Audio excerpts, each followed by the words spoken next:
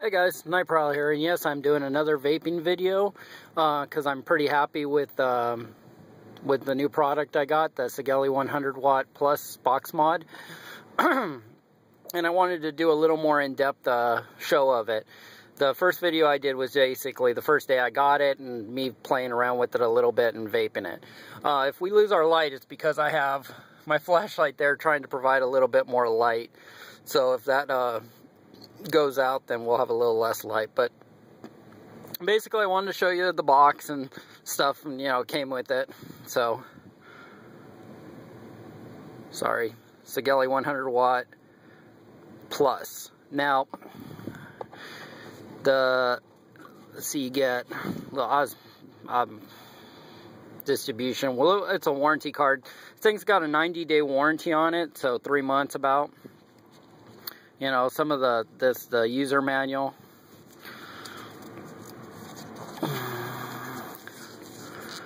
I'll take you through here. It gives you warnings. Get in here on close. There you go. So, you know, the cool thing is it goes, you know, 10 watts to 100 watts. The lowest resistance is 0.15, and that's pretty damn low. So I'm pretty, that's pretty stoked. I haven't actually built a 0.15. I only go to about 0.25. That's usually what I run it at. You're not gonna, you know, obviously, I think it goes up to three. I think it's three ohms. Yeah. Two 18650 batteries, and I'm right now. When I first got it, I was running VTC 5s, and on VTC 5s, I was getting about 12 hours of runtime, and those are 2600 milliamp hour batteries. These are the Purple eFest high drain IMRs. These are, I believe, these are 2500. Yeah, 2500 version 1s. So 35 amp hour limit. So that's cool. I'll show you the device here. This is some of their styling that they put on it, which I actually like. Some people say they don't really like the whooshy lines. I like it. I think it looks good. I don't ever see them because I'm always using the rubber sleeve. I actually like the rubber sleeve. The rubber sleeve is quite handy and feels better in the hand with it on, to me. It doesn't slide as easily. Show you the display real quick. If you're wondering, this is a I guess I have to say it now because there's so many clones out there, but this is a authentic Plume Veil 1.5. If you guys have seen any of my other videos, this is you guys saw it when I got it. I did a quick unboxing on it. And I have not taken off the protective cover over the screen yet. So if you see any imperfections, it's not the screen, it's just the protective cover on it. Vaping it at 45 watts, so I'm getting about 12 hours at 45 watts. With these when I got with the VTC 5s, when I got down to, I believe, around 25 watts or 25% of the capacity, it would basically start shutting down. It would wouldn't fire anymore. So these go down all the way down to 15% of the battery indicator, so they go a little bit lower. It gets a little brighter when you hit the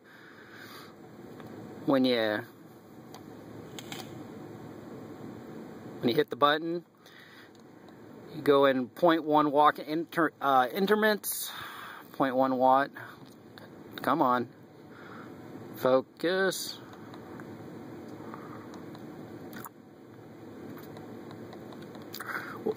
Which is kind of irritating to me. I don't like it because it's like, if you know, it goes all the way up to 100, as you see, but in no round robining, whatever, you know, that other going up and then coming back.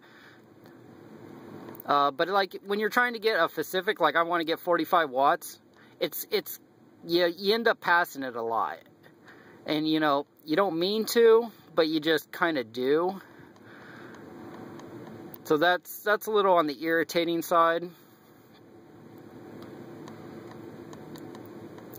So let me see if I can get it back to 45 watts. But because it's like if you hold it too long, you pass it. If you hold it not enough, you come up short. There you go. We got it back to 45 watts. I'll show you the batteries.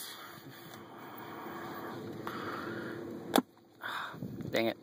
This is actually a lot easier to do than what I'm making it look like. It's hard because I'm doing it one-handed. If I was holding the mod and the thing, I wouldn't have issues. Here, let me put that down there so I don't slide it off and put this over here. There we go. Okay, there's my new purple EFES batteries. Those are the magnets. So, got 4 on the door, 4 on the base. And I marked my EFES batteries so the set will go together.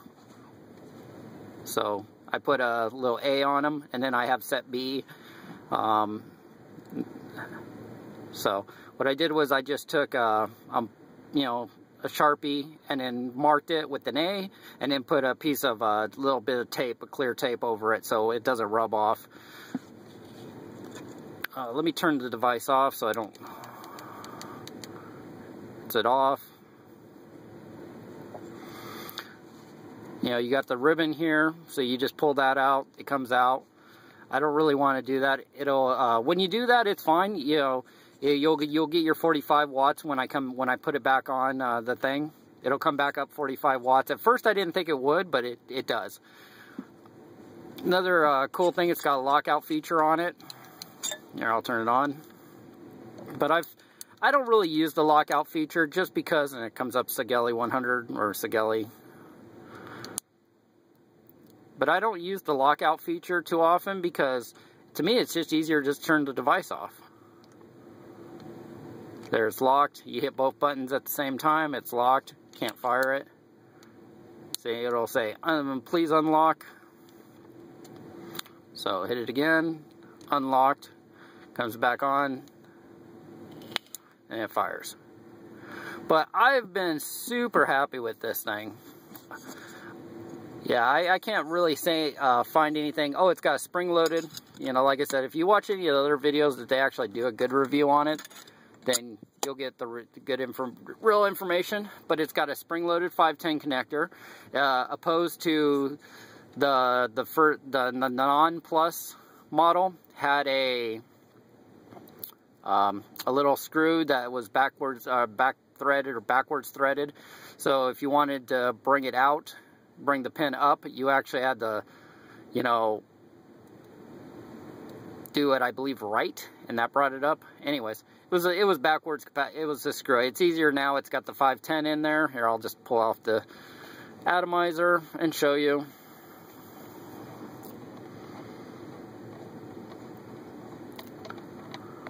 There you go. And I got a little bit of juice. So that's spring loaded. Take my word for it. Watch another video. They'll show it to you. Like I said, it's hard for me to do and hold the camera. I have noticed just a little bit of ingress in if I over drip in the juice coming down there, it will kind of run down the side, and it has just barely gotten inside the battery door. Nothing like it's going to cause issues or anything, but you know, it has gotten in there just a little. So I'll take it to the point where it hits the spring-loaded part right there. Okay, so that's, you can't see it.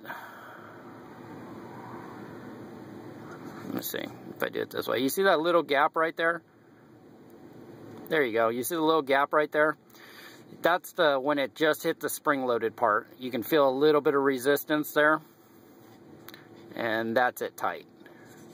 So that's it flush. So, but yeah, I'm really super digging this thing. Really happy with it. Performance is great. I've noticed I haven't actually paid too much attention to the battery life on these purple EFES, just because Come on. Trying to do something here. Anyways.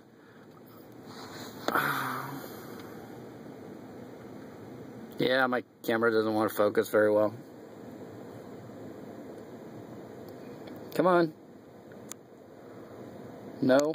No, you're not. You're just not going to do it. There we go. But, you know, you'll watch your battery sag. And then it'll come back up. Yeah, it doesn't really come back up. It just kind of drops down a little bit and then goes back up. But I've been really happy with this, you know, and something I wanted to kind of bring up, because I've been getting a lot of questions as far as, and I don't mean on videos, I mean in real life. Here, I'm going to vape it real quick here. Right now I'm running a dual coil to 24 gauge dual coil, or macro coil on, I believe it's 2.1, or no, 0.25. There we go. That's what I usually run, and I'll vape it real fast for you. Hold on a second. There we go.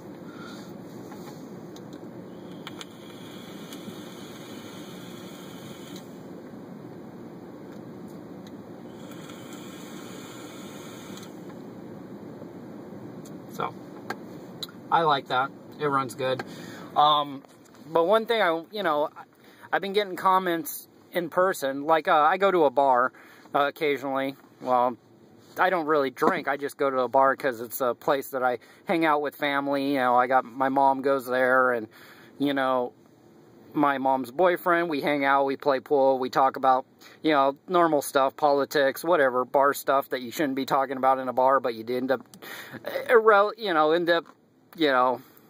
talking about. But we, you know, one thing I'm getting a lot of comments or, you know, things from people that are smokers, and you know, one of their things is, well, is it safe? And as far as I'm concerned, for me personally, it's safe.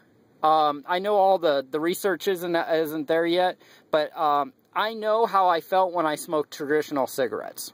I know how I felt when I couldn't breathe, I couldn't walk. You could actually hear in some of the older videos, you could hear my wheezing a little bit in my breath. Like when I would say something, you could hear the little, you know, thing going. So, you know, to me, vaping has really, it's become more of a hobby now than anything. I still use it to not smoke, but I'm closer than I ever was before. And the health benefits, to me, it seems like they're right up there, because, you know, I knew I couldn't breathe, I couldn't run, I couldn't hike, I couldn't do anything, and I felt, you know, I felt like crap. So, you know, for me personally, vaping has truly helped. Another question I get is, like, some of them, you know, after that question, they usually go, hey, that thing's pretty cool, I want one of those. And I have to, you know, I have to kind of step back and go, you know, it took me 2 years to get to the point where I can deal with a 100-watt box mod and a rebuildable dripping atomizer, you know. And like a year and a half of those were just basically me screwing around with, you know, my plume veil, or not my plume veil, my Provari, which is a really simple, low wattage device. I think it maxes out at like 15 watts, you know, and that was just kind of, you know, it worked out with my cardo tanks, but it would be fine. That was great to learn on, but now, you know, I'm getting into the rebuildables, and, you know, hopefully soon my sub tank will be here, you know, but, and that, you know, I think it's important that, you know, some of these guys need to understand that, you know, hopping in and, you know, thinking that you're going to grab one of these with the rebuildable dripping atomizer on it is probably not the smart bet. You know, you might want to go with like a sub tank, you know, with a, you know, with like an MVP. Like the new MPV3s are super cool. You're getting good battery life on it. You're getting, you know, I watched Phil Pizarro's video on it. You're getting good battery life on it. If you have to charge your phone, you know, it's got the USB out on it. You know, a sub-tank and something like that would be perfect for a new vapor, because they're going to get all the performance they need, and so they're going to get rid of their craving. You know, they'll have to go through and find the juice they like, but they'll get rid of their craving, and you know, they'll have a good mod that has great battery life, and it's simple to operate. You know, they won't have to mess around and dick around with it, because I've had friends that have egos and stuff, and they're like, yeah, this sucks.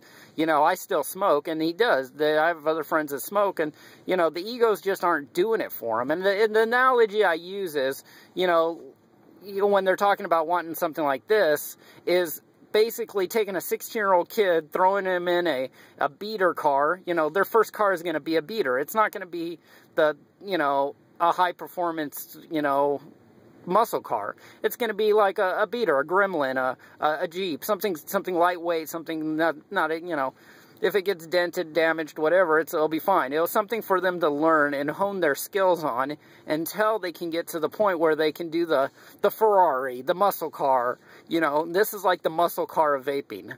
You know, 100 watts is pretty good. They have more, but I think it's pretty good. So, you know, and then there's safety issues to take into account. If you do this wrong, you could hurt yourself. You know, and that's never good. So, you know, which is going to put a black eye on everybody. So, just stuff to think about, things I'm getting off my chest, you know. But, yeah, I'm definitely happy with this, and think it really works, and I love it. So, I'll talk to you guys later. Bye.